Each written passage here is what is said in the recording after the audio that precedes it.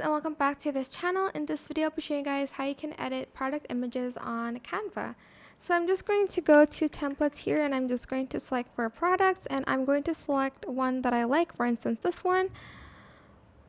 So here you can actually delete these and add in some products of your own. I'm just going to type in like lotion bottle because I don't really have any products of my own, preferably like a PNG file, or you can remove the background here.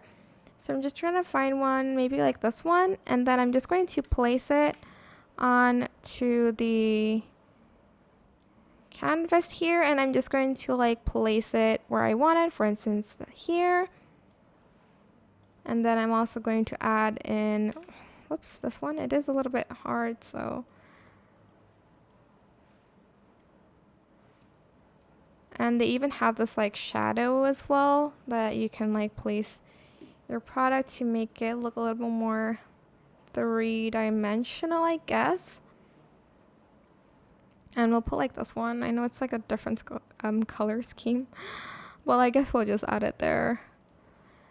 And here you can change the text and add in your text and stuff and your logo and whatnot, and that is pretty much how you can edit your product photos on Canva.